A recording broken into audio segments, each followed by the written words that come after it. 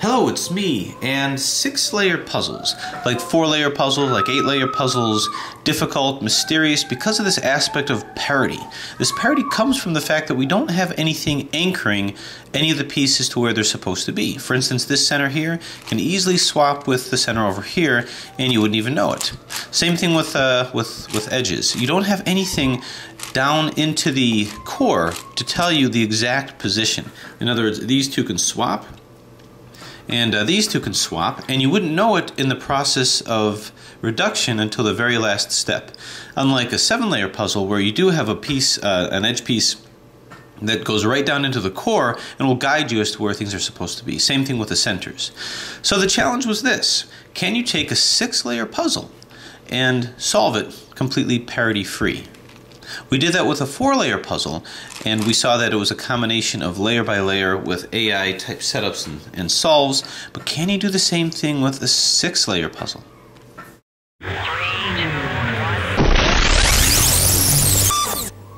So that's what we're going to try. That's what we're going to do, is see if we can't solve this completely parity free. And what I mean by that, I don't mean that no parity until the last layer. I mean everything, completely and thoroughly, without any parity, in that you know exactly where everything is supposed to be, and as soon as you place it, that's where it stays, and it never has to leave. So start off with a scramble with this. Now, I'd done this tutorial before, but honestly I did it with a V-cube, and the clicking was so bad and so distracting that I had to try it again. So I'm going to keep scrambling this. Abracadabra. And there we go. Nothing jumps back at you like a scrambled Rubik's Cube or a scrambled twisty puzzle, especially in a classic cubic shape, and especially with this many layers. So step 1, to start off completely parity free, we're actually going to start off with doing half of the puzzle layer by layer. Just one half of that. Now you'll find if you looked at the 4x4 parity free solve, it's pretty much the same kind of a thing, but let's see how this might vary it a little bit. How might this be different? So I'm going to start off by getting my centers. And in this completely non-supercube puzzle, it's fairly simple to do that. I just get my lines here, my 1x4 bars for the center, and I just keep following suit with that. Find the areas that are easy to identify. Move this down to the side, bring this here, and again I'm just doing 1x4 bars. And if you've not done a solve like this before, what I'm doing is I'm just assembling things. This I'm arbitrarily defining as where my green side is going to be. Just completely arbitrary. It could be anywhere else, but I don't have a center that's down to the core to guide me as to where that's supposed to be. Create a 1x4 bar and just move it into place. I'm going to take this, and this will be where I'm going to put everything else. This is at the bottom, so I'm just assembling my sides here. Now, to those who know what I'm talking about, this is not the challenge of the puzzle. Bring this in here. Do the last one. Now, so far, this step can be used in any type of solve strategy, so it's not specifically this. Bump that out of the way, turn that here, and it's pretty easy to... The thing about this part is it's less cumbersome of a solve early on, simply because you're only looking for very specific things. Bring this in, so I've got all my 1x4 bars. Take this and move it in. So this is not a V-cube, and this is not a Rubik's Cube. Well, obviously Rubik's doesn't have a 6x6, but V-cube does, kind of clicky, so I'm using this smooth moving Sheng Shao. Okay, now with this here, I go right into the edge placement. So here's a green and orange, so I'm just going to do green edge placement right now, which again is a little less cumbersome because I'm only hunting for certain pieces now as opposed to anything that'll do. So move this into here. This comes here. I've got one more here and over here. Once I move this here, I'll just bump it up here. Now there's no specific center, but I'm just going to move it out of the way over here. Green and yellow, might as well do that one next. Well, actually here's a green and red, and I can see a green and red here, so it's just quicker for me to line up. Put that here. Green and red down here, and this over here.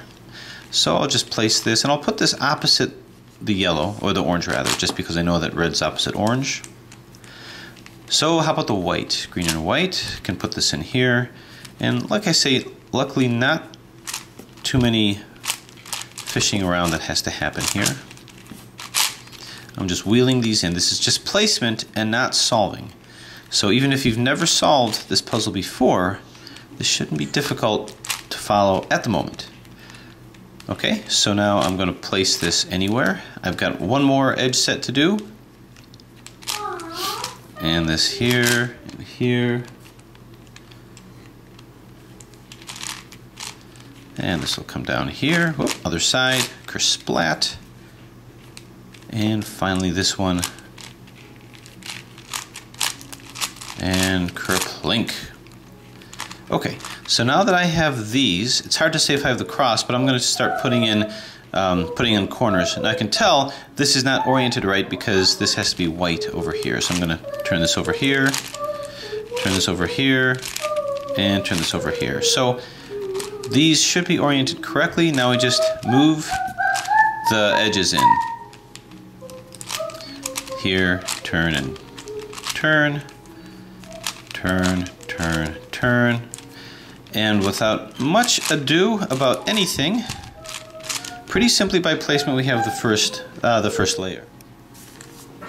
Alright, so this next layer, we'll start off with the centers. I generally take anything that's up here and see if they can come down to here. These don't find a place. It already has a place here. This can come here and this can come here. So the key is take these, however many you have, move them both down. And as long as they don't hit the end in any one area, then you're okay, because now I can take this out of the way in this plane, then move this down. Move this back here and place back up everything I originally put down. Here and here, put this back down here, and then reconstitute this up to here, and then move this back down. So you'll see that you can start placing things. White, yeah, let's see. I've got this white that can come down, so just take it down, bump it out of the way, move it down over here in this plane, bring it back, reconstitute this, and then bring this back. So that gives me one. I've got this that I can do, move it down, out of the way, and as long as I'm not intersecting my planes, then it doesn't really, it's not going to cause any disruption. So I can move these two in at the same time. Bump it out of the way, pull it down in this plane, then bring this back, reconstitute the two planes that I just brought down, bring this back over here, and then bring this back up. So it's a nice little pattern here. This can come down to here, turn, turn, turn, turn. That's what I like about the layer by layer, is the first couple layers is a pretty smooth moving. This can come down here, and as I'm putting layers, I'm freeing up others that can be part of it. So far, nice and parity free. This, let's see. Yeah, this can come down to here. And things that weren't up on the top before may be up on the top now. So I always keep going around and around and around. This doesn't have a place. How about orange? No further oranges. Any further whites? We don't. So when faced in a situation where we don't have anything more up here that we can use, we borrow it from here. So I'm going to take this and bring this up here with the main algorithm that you're going to need to know for this or most other puzzles. And that's taking this, moving this to here, this comes to here, and this comes to here. It's a very basic type algorithm, but we go R, UI, LI, U, RI, UI, L. That simple algorithm can accomplish so much, but what it did first is it brought this up here. So now I can go bang, pow, splat. In many ways, this is the same kind of algorithm. Notice that I'm just kind of wheeling it back and forth. Okay, now what can go over here? Well, you can see that this can go over here. So what I can do to make use of that process is this can come up to here, this can come to which one was it? Here, and this can come to here. It's just a matter of coordinating these things. So this comes up to here, turn, turn. So if I were to reiterate that using the same pattern, this is now my R and this will be my L. So we have R, UI, LI, U, RI, UI, L. Did a clean swap. So you can set it up with any three cycles that you want. Any 3 that you want, and it'll get you there. That technique will serve you well, especially with supercubes or any giant cubes when you're dealing with last 2 layers. Even the ghost cubes. So we're going to try to coordinate it with this. So the inverse is going to be, it'll be an Li, Ui, R, U, L, Ui, Ri. Now I actually don't have that memorized, I was just doing it as I did it, but it's a matter of putting it up and then coordinating it with the other side. Coming over to here, we've got this that can come down to here all of a sudden. Turn, turn, turn, and turn. Okay, so all these are in. To move this, it's the same algorithm that we use for 3x3 to bring this down to here. So I'm looking at anything that doesn't have blue, which is at the other side, that's here. Can this be moved down? This can be moved down to here. That's not the one that we want.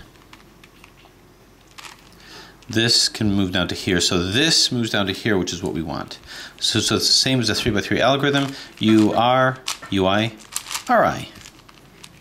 Ui, Fi, U, and F. So that's in. So let's keep tracing around until we can find more. I've got this, which is red and yellow, but it's at the wrong side. So because of that, I need to look at maybe one of these guys. This is not aptly placed, so I'm going to move this in here to bring it down over here. Turn, turn, turn, turn, and turn. Let's see how we're doing. So now this can make it down to here. Turn, turn. So you're either going to have these edges up here or down here, but in the wrong place. And let's see what else we've got. We need more, or the edges can be up here, but in the wrong place. Is this in the wrong place? Well, I'm seeing that this is not in the wrong place because it matches up. Is this in the wrong place? And the answer is nope, it's not in the wrong place. Is this in the wrong place? Well, I think we already did that one. This is in the wrong place because it's upside down. So that means this has to be here. So I'm going to line this up in a place that's not already in and bring the whole edge set up. That's what you're doing when doing this. This whole edge set goes up here. Sometimes it's this one that I want up here, sometimes it's this one. In this case it was this one, so now this can come down to here. Okay, this is still the easy part because it's not too much different from a normal 3x3. I'm looking for the white and red, which is probably up here somewhere, and it is, but this is not the right one that belongs down here. So seeing as I can't find it here, it must be up here, it's this one. So this red to go with this white. Turn, turn, turn, turn, turn, and turn. So second layer is now done. You can do any layered puzzle so far with the first 2 layers like that. So the third layer, the next layer, is what I'm going to do is I'm going to put these edges in first, because when I put these guys in, it might, well, when I put these guys in, it could disrupt what's going on over here. So to do this, it's a different kind of a strategy. First off, because there's no set area here, what I'm going to do is just sort of plop in an edge that might already be in place. This is the wrong one. Everything else is blue, so nothing else is going to work. So what I'm going to do is find from up here, amongst these 2, which belong down here. So here's an orange. This belongs down over here. The way that we're going to do this is we're going to take, before we were just moving here, now we have to move both of these. What I'm going to do is, if it's on the left side, to move this down to here, and again, this is layer by layer. By the way, I'm assuming knowledge of how to do layer by layer and also how to do an AI solve. You must know how to do an AI solve. I'll get into it a little bit, but I'm not going to give a huge amount of description for that. But in any case, using these 2, we do R, rather, we do Li, 2U, L, Ui, Li, 2U, L, 2U, Li, U, L. And it'll magically appear over there. That's a pretty intuitive algorithm. You can sort of get the pattern of what you're doing. Let's see what else. This comes down to here, same algorithm. Bang, zoom, splat, clunk, pow, plink, plank, clung, plank, clunk, clink, and clank. There that is over there. Okay, next, see what else we have. This, does this fit down here somewhere? This does not. This is the next layer up over here, so we're not interested in that. This, We already have this over here. Okay, one of these two. Now notice I'm not calling these two reduced together because we're not doing that way. This may be completely opposite of where it needs to be. Turns out that it's not, but it could have been. Anyway, this has to come down to here. So once again, left side, bang.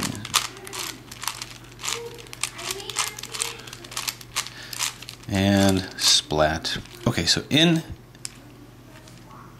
wrong side, in. We have one more, which is the red and yellow. Do we happen to have it here? Red and yellow. If we don't see it here, here's a red and yellow, but you can see it's the, nope, it's the right one. So now we're going to do the right-sided version. Now, the reason why this is becoming parity free is because these edges are not being placed in conjunction with each other, where you could do it opposite. They're being placed in conjunction with a nidus that you've already formed with the corners and this bottom layer. So because of that, this is known where it's supposed to go. It's supposed to go here. Not here, but here.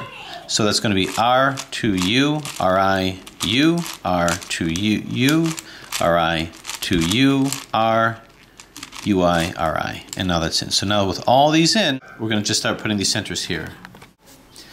All right, so now for the fun part, which comes over to here. So which ones can come in? This one doesn't have a place. How about here? This can come down to here. So turn, move it in through this plane, bump it out of the way. Just remember which planes you're turning and which ones you're reconstituting. And this is a way of isolating things. Well, not this one, but this can come down to here. Turn, turn, turn, turn, turn. So we're cruising. Now let's see if we can put a couple in a row here for lucky. These two can come down here, as you can see. So this makes up here. I can't turn it here because I intersect this layer, and I can't turn it here. So I can't move both of those at the same time. I have to do it one at a time to find a layer that didn't intersect.